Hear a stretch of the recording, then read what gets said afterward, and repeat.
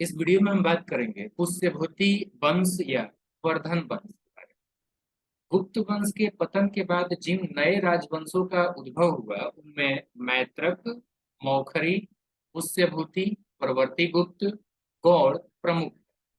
इन राजवंशों में पुष्यभूति वंश के शासकों ने सबसे विशाल साम्राज्य स्थापित किया। पुष्यभूति वंश के संस्थापक पुष्यभूति था। इसकी राजधानी थानेश्वर या कह सकते हैं कि हरियाणा प्रांत के कुरुक्षेत्र जिले में स्थित वर्तमान थानेसर स्थान था। प्रभाकर वर्धन इस वंश की स्वतंत्रता का जन्मदाता था तथा प्रथम प्रभावशाली शासक था जिसने परम भट्टारक और महाराजाधिराज जैसी सम्मानजनक उपाधियां धारण की। प्रभाकर वर्धन की पत्नी यशोमती से दो पुत्र राज्यवर्धन और हर्षवर्धन तथा एक कन्या राज्यश्री उत्पन्न हुई।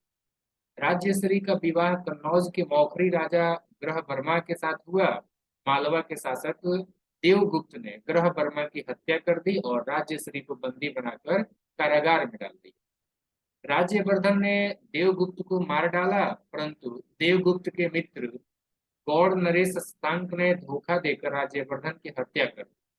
शशांक शैव धर्म का अनुयायी था। इसने बोधि वृक्ष यानी कि जो है जो बोध गया का जो पीपल का पेड़ है बोधि वृक्ष उसको जो है कटवा दिया था। राज्यवर्धन की मृत्यु के बाद 606 ईस्वी में 16 वर्ष की आयु में हर्षवर्धन थानेश्वर की गद्दी पर बैठा। हर्ष को शिलादित्य के नाम से भी जाना जाता है। इसने परम भट्टारक नरेश की उपाधि धारण की थी। हर्ष ने शशांक को पराजित करके कन्नौज पर जो अधिकार कर लिया तथा उसने इसे ही अपनी राजधानी बनाया। हर्ष और पुलकेशिन द्वितीय के बीच नर्मदा नदी के तट पर युद्ध हुआ जिसमें हर्ष की पराजय हुई। चीनी यात्री वेनसांग हर्षवर्धन के शासन में जो है भारत में आया था। याद रखिएगा कि वेनसांग को यात्रियों में राजकुमार, नीति का पंडित एवं वर्तमान शाक्य मुनि कहा जाता है। वो नालंदा विश्वविद्यालय में पढ़ने एवं बौद्ध ग्रंथ संग्रह करने के उद्देश्य से भारत आया था। हर्ष 641 ईस्वी में अपने दूत चीन भेजे तथा 643 ईस्वी एवं 645 ईस्वी में दो चीनी दूत उसके दरबार में आए। हर्ष ने कश्मीर के शासक से बुद्ध के दंत अवशेष बलपूर्वक प्राप्त किए। हर्ष के पूर्वज भगवान शिव एवं सूर्य के अनन्य उपासक थे। प्रारंभ में हर्ष भी अपने कुल देवता शिव का परम भक्त था। चीनी यात्री हुएनसांग से मिलने के बाद उसने बौद्ध धर्म की महायान शाखा को राज्याश्रय प्रदान किया और वो बौद्ध कह सकते हैं कि पूर्ण बौद्ध बन गया। हर्ष के समय में नालंदा महाविहार महायान बौद्ध धर्म की शिक्षा का प्रधान केंद्र था। हर्ष के समय में प्रयाग में प्रति 5वें वर्ष एक समारोह आयोजित किया जाता था जिसे महामोक्ष परिषद कहा जाता था। वेनसंग स्वयं छठे समारोह में सम्मिलित हुआ। बाणभट्ट हर्ष के दरबारी कवि थे। उन्होंने हर्ष चरित्र एवं कादम्बरी की रचना की। बाणभट्ट के गुरु भरचू थे। प्रियदर्शिका, रत्नावली, नागानंद नामक 3 संस्कृत नाटक ग्रंथों की रचना हर्ष ने की। कहा जाता है कि भावक नामक कवि ने हर्ष से पुरस्कार देकर उसके नाम से तीनों नाटक लिख दिए। हर्ष को भारत का अंतिम हिंदू सम्राट कहा गया है, लेकिन वो न तो कट्टर हिंदू था और न इस सारे देश का शासक। हर्ष के अधीनस्थ शासक महाराज अथवा महासामंत कहे जाते थे।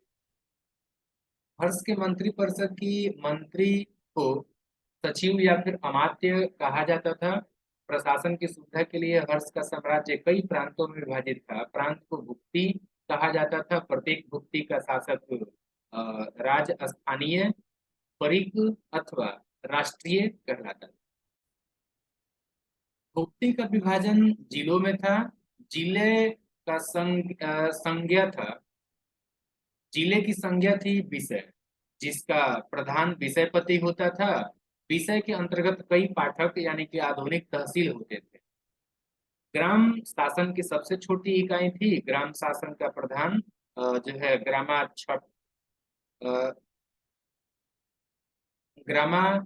छपटकलिक कहा जाता था। यानी कि जो है ग्रामाक्ष पटलिक। पुलिस कर्मियों को चाट या फिर भाट कहा गया है। दंड पासिक तथा दंड दंडिक पुलिस विभाग के अधिकारी होते थे। साथ ही साथ हम लोग याद कर लेते हैं कि हर्षचरित के अनुसार हर्ष की मंत्री परिषद के बारे में। तो भंडिक जो है वो प्रधान सचिव था। सिंहनाथ जो है प्रधान सेनापति। कुंतल जो है आपका अश्व सेना का प्रधान। और स्कंदगुप्त जो है वो गज सेना का प्रमुख होता था। अश्व सेना के अधिकारियों को बृहदेश्वर, पैदल सेना के अधिकारियों को बलाधिकृत या महाबलाधिकृत कहा जाता था। हर्षचरित में सिंचाई के साधन के रूप में तुल्यांत्र तुला यंत्र जो है जल पंप का उल्लेख मिलता है। हर्ष के समय मथुरा सूती वस्त्रों के निर्माण के लिए प्रसिद्ध था। याद रखिएगा हर्षचरित में प्रांतीय शासक के लिए जो है लोकपाल शब्द आया है।